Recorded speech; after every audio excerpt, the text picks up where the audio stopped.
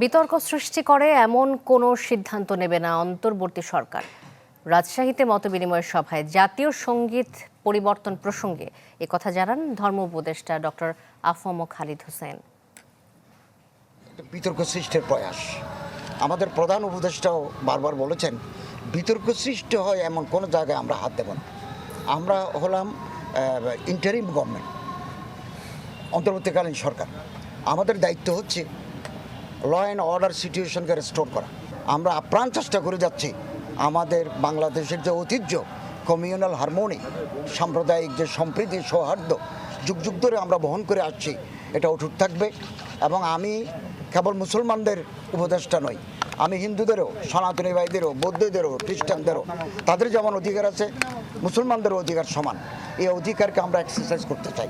আমরা বিশ্বমানের থার্মিক্স রড, সালাম স্টিল থার্মিক্স, দেশের একমাত্র থার্মিক্স রড।